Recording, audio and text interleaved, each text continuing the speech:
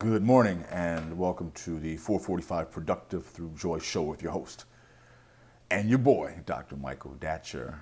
The show airs each weekday morning, hella early AF, here on YouTube's Michael Datcher channel at 4:45 a.m. and goes until 5 a.m. Then 4:45 p.m., different show altogether on Facebook Live and goes until 5 p.m. Today we're talking about openness and productivity. What is the connection between being open and productivity? If you're new to the show, we are a show aimed at entrepreneurs, those who have their own business, those who like to own their own business, and those who simply want to live in abundance like a boss. As you may also be able to discern from the show's title, we're also interested in the ideal of using joy itself as a technology to move us towards our goals and objectives. We encourage everyone on the show to start their own business that they may be able to live in abundance like a boss. All right, so if you're enjoying the show so far, please swipe left or right across your device to invite people to join the conversation. Also, please become a subscriber here at YouTube's Michael Datcher channel so you can get all the free videos and updates and announcements. Also, please go to productivethroughjoy.com. We offer live one-on-one Productive Through Joy consulting. And we also I come out and speak to colleges, schools, and organizations in a group setting. We are especially interested and effective at speaking to youth groups because we think that youth are the future and the viability and the healing of the nation. So, again, today we're talking about openness and productivity, which we'll get to in just a matter of seconds. If, again, you are new to the show, allow me to pause here and say a few words about myself by way of introduction. This is your host and your boy, Dr. Michael Datcher. I am the author of the New York Times bestseller, Raising Fences, which was a Today Show Book of the Month pick. That book's film rights were optioned by the actor Will Smith, whose people call my people, and I eventually agreed to write the screenplay for that particular project. I'm also the author of the acclaimed historical novel Americus, which is set 13 miles from Ferguson, where, of course, Michael Brown was murdered and the conflagration ensued there as well. That book is about identical twin sons. It comes out this February 2018 on Third World Press in its first American edition. Look for that in bookstores everywhere. I'm also, my educational background is UC Berkeley as an undergraduate. My master's is from UCLA, and my PhD in English literature is from the University of California at Riverside. I am currently a professor of English Lit at Loyola Marymount University here in California. I'm an expert at being productive. Now, I don't say that to brag or boast, but people are oftentimes surprised at my level of productivity given how crazy my own personal narrative is. I am the product of a young girl who was raped at 16, gave birth to me at 17, then subsequently gave me up for adoption to a wonderful single divorcee. Yet at the time, no biological father, no adopted father. Listen, difficult times for the young MD. Yet, as Cool Modi famously said, "How you like me now?" And if I can be this productive through joy, so can many of us who are watching the show. We find that people like us, folks who come from difficulty, whose origins are difficult, we have a built-in excuse as to why we cannot ball. It's a good excuse. Why we have not balled, why we don't have the wherewithal to ball.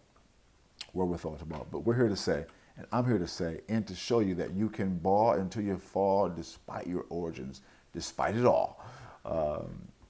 And that inspires our company and inspires this show, certainly in many ways. We love helping people like that because when people like us can have success, when we can ball, it just gives encouragement to other people like us. But equally important, it allows folks who come from more privileged backgrounds to be even more encouraged by thinking, if that cat can make it, I know I can do it, right?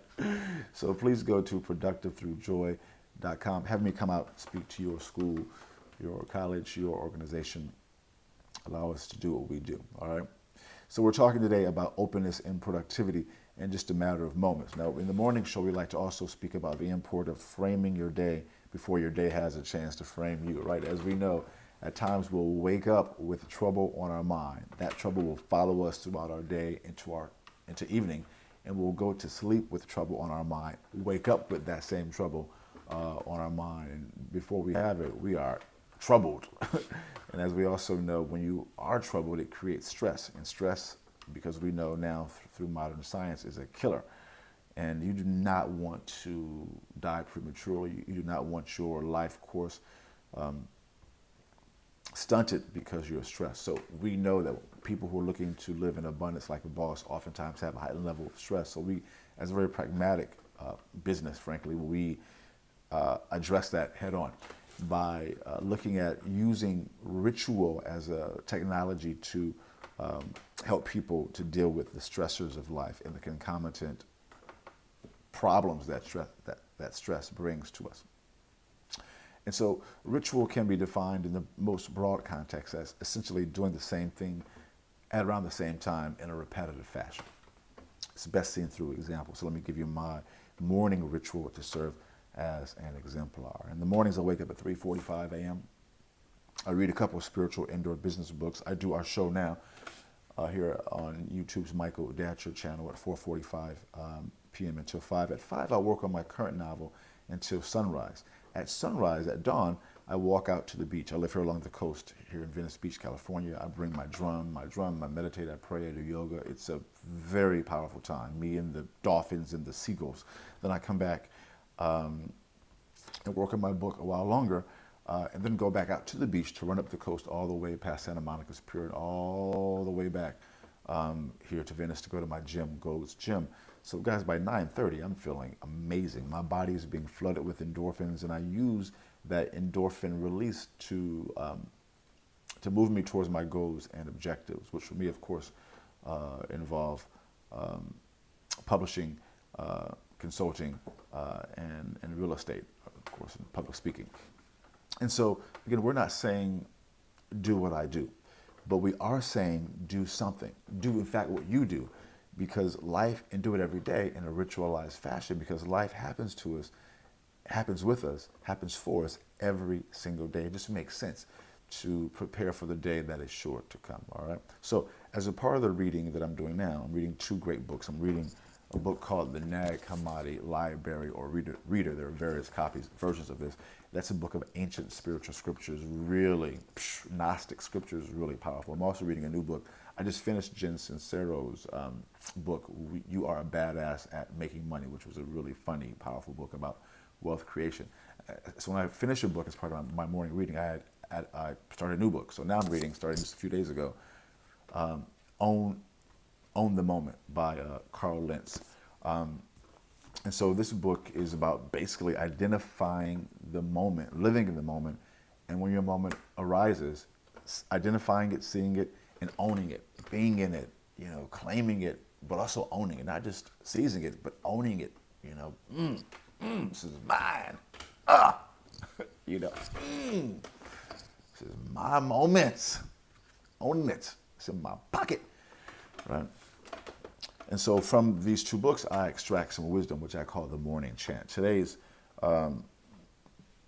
morning chant is, as a meditating natural mystic, I am open and available to be used by God, so I joyfully serve and help people help themselves. Again, the morning chant for today is, as a meditating natural mystic, I am open and available to be used by God, so I joyfully serve and help people help themselves.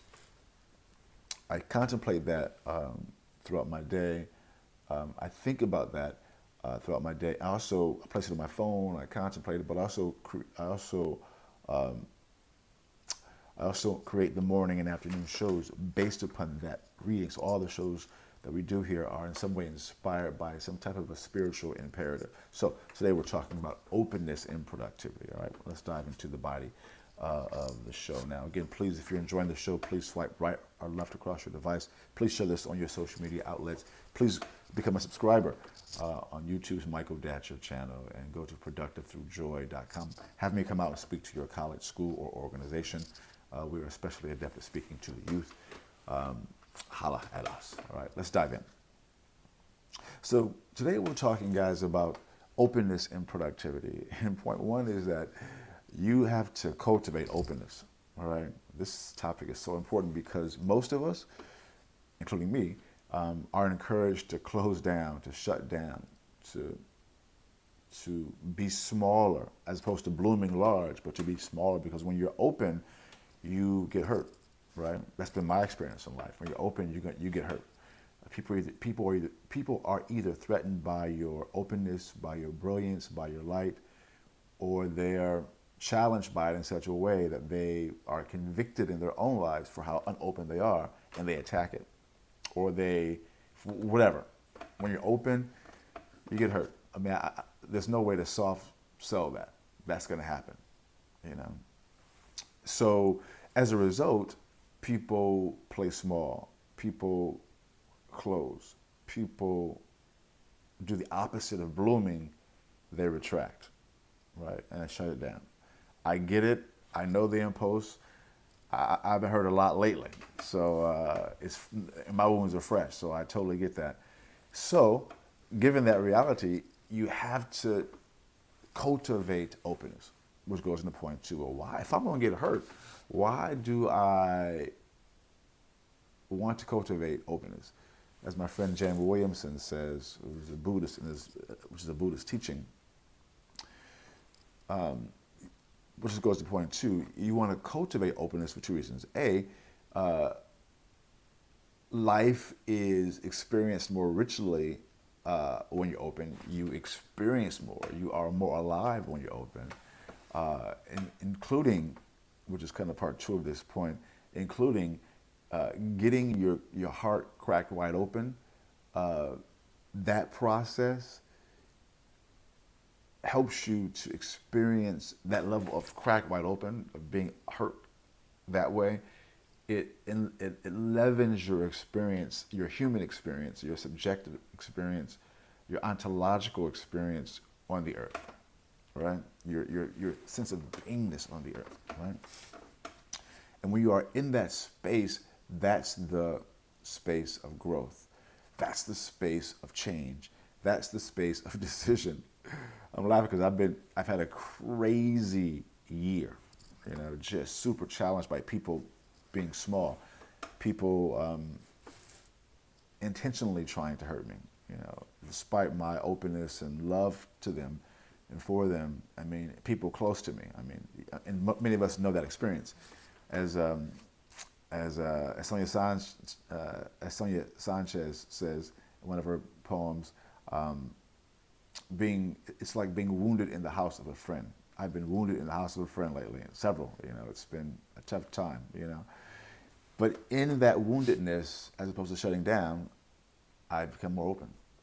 Cautious, smart, but still open, you know. And as a result of being wounded in the house of a friend, a couple friends, I've grown, I'm still like this.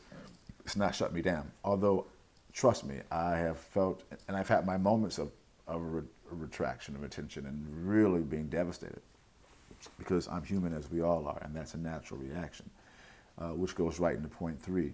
When the hurt comes, here it is, take that, embrace it, be in that moment of having your heart crack wide open, and then, here's the key, re-emerge more open, more powerful, more dynamic, more amazing. And as a result, watch your level of productivity blossom. Boom goes the dynamite. That's it for today's show. We air each weekday morning, hella early at 4:45 a.m. and go until 5 a.m. Here on YouTube's Michael Datcher channel, then 4:45 p.m. On Facebook's Facebook Live. Please go to productivethroughjoy.com. We offer live one-on-one Productive Through Joy consulting. We also come out and speak to colleges, schools, and organizations. Have me come out and speak to your people.